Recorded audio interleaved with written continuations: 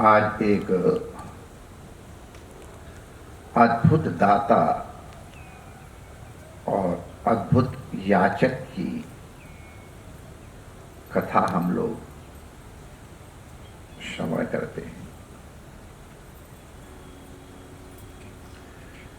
महाराज दिलीप ने गुरु आज्ञा से गौ सेवा करके एक अद्भुत पुत्र रघु प्राप्त किया।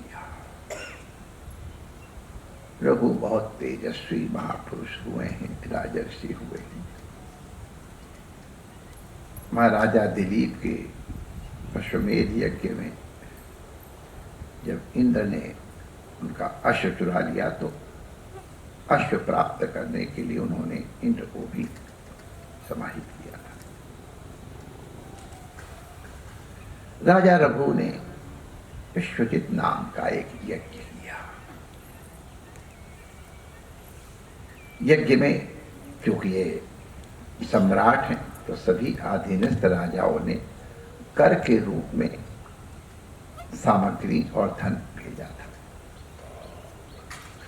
उदारता पूर्वक राजा ने वो सबका सब उस यज्ञ में दान कर दिया। अपने सब सुवर्ण पात्र इत्यादि भी दान कर दिए, अपने आभूषण भी दान कर दिए। केवल राजमुकुट क्योंकि राज चिन्ह है वो सुरक्षित। इतना दान करने के बाद महातेजस्वी रघु विराज रहे हैं। उसी समय एक स्नातक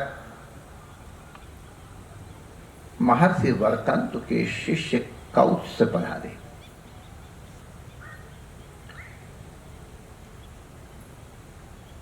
प्राचीन काल में स्नातक पधारे, विद्वान पधारे, श्रोत्रिय पधारे तो उनका देवताओं के समान स्वागत किया जाता था। राजा ने उनका अर्घपात्य इत्यादि से स्वागत किया। राजा ने चूंकि समस्त सुवर्ण पात्र दान कर दिए, इसलिए अब उनके अर्घ और पात्य के पात्र भी मृत्तिका के बने हुए थे।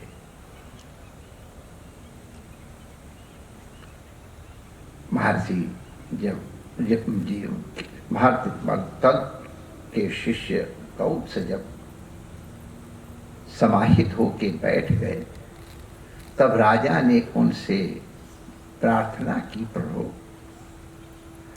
ये घर पावन हो गया, आपकी चरण धूलि इस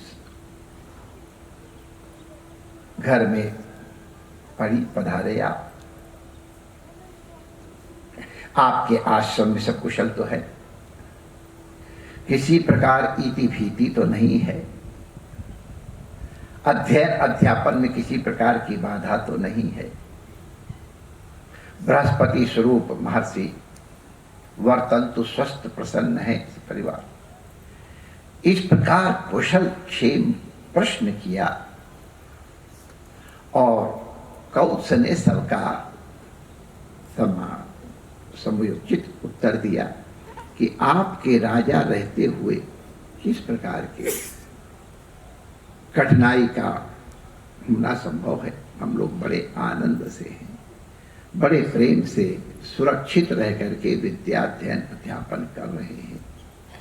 क्योंकि विद्या अध्ययन और अध्यापन की परंपरा सुरक्षित रहे, ये भी राजा का उत्तरदायित्व है और आप इसका, आपके जो अधीनस्थ है वो इसका बड़ा सुंदर ढंग से पालन कर रहे हैं।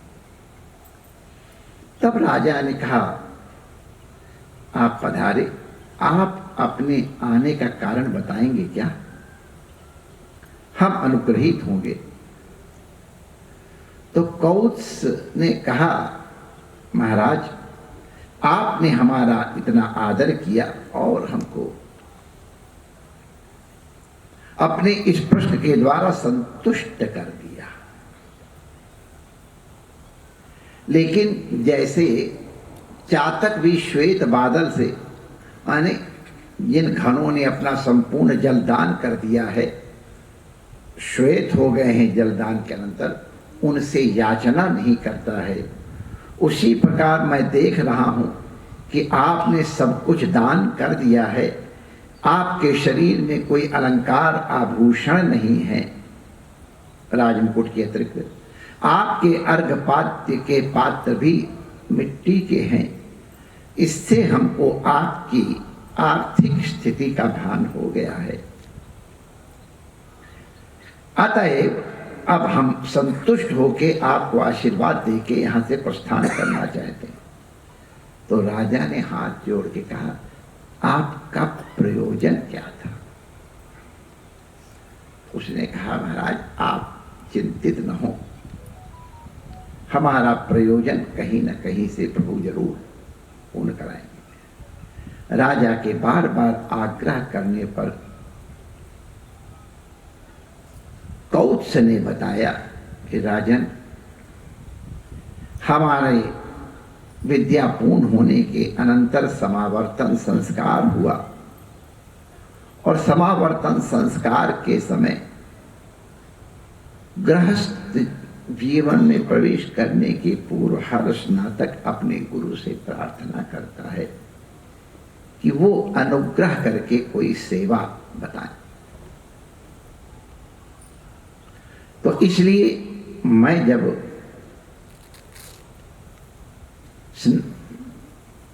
समावर्तन संस्कार के अनंतर गुरुदेव को प्रणाम किया कि महाराज हमको कोई सेवा बताओ, तो गुरुदेव ने कहा, वत्स तुमने हमारी तन मन से सेवा की, हम तुम्हारी इस सेवा से संतुष्ट हैं।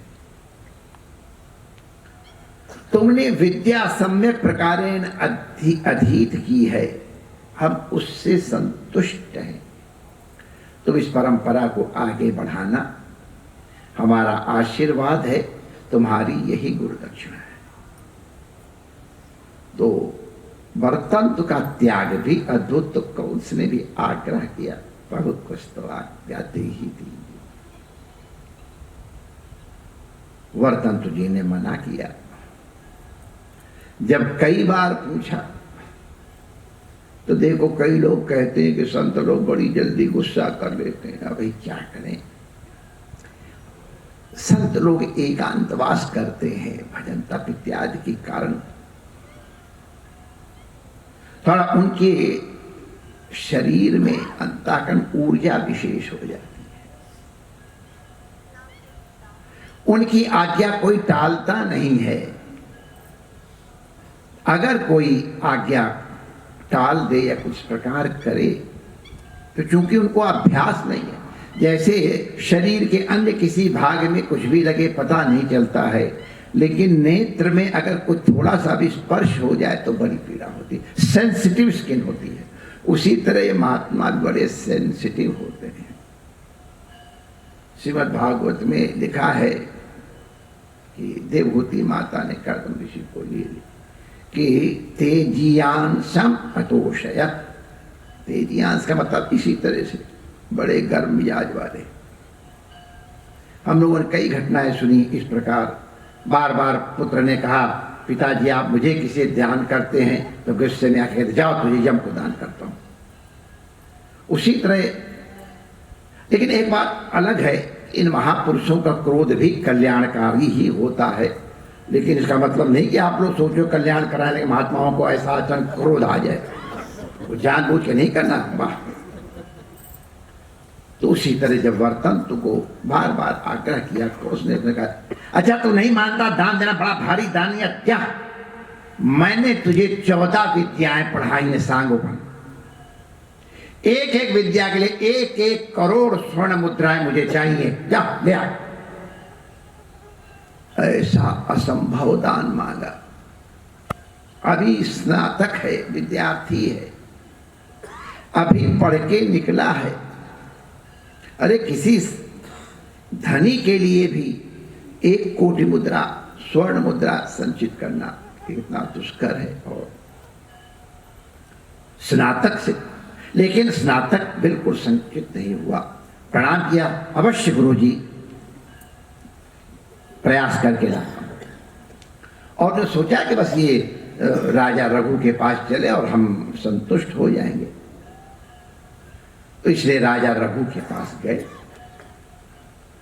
तो राजा रघु को जब उन्होंने बताया तो राजन आप चिंता न करें, आपकी स्थिति देख करके मैं संतुष्ट हूं, आप उद्विग्न न हो, आपका कल्याण में आशीर्वाद देके जाता हूं। रघु ने कहा प्रभु आप ऐसा करें, हमारी यज्ञशाला में 3 अग्नियां तो ही हैं, आप भी अग्नि के रूप में, चौथी अग्नि के रूप में आप विश्राम करें, मुझे थोड़ा समय दें,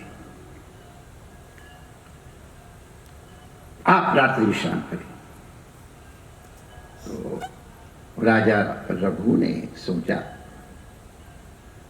कि हमारे हाथ में धनुष बाण तो अभी है,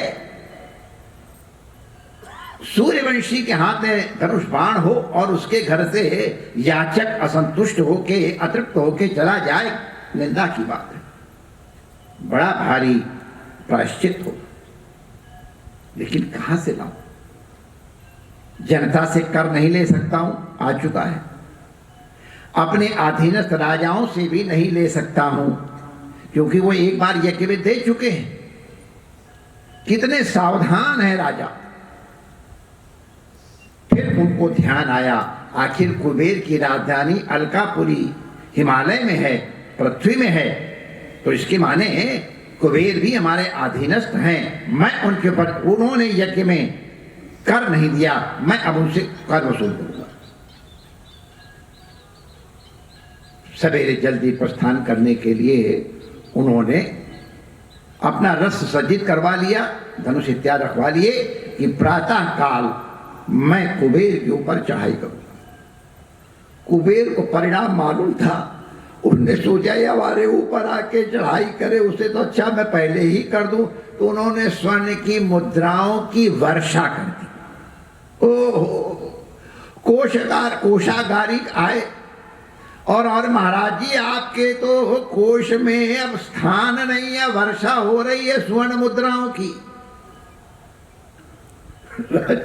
कुबेर ने रात्रि में वर्षा कर दी, अब आप कहीं प्रस्थान नहीं करना है। राजा संतुष्ट हुए और सारी का सारा स्वर्ण महर्षि कौत्स को अर्पित कर दिया। लो महाराज ये सब आपका है। उन्होंने कहा महाराज राजन आपकी उदारता के लिए धन्यवाद, लेकिन हम याचकों के लिए एक नियम है, जितनी आवश्यकता है उससे अधिक ग्रहण करना ये परिग्रह होता है। यावत भेद जठरम तावत सत्वमिदेहिना, इससे अधिक नहीं।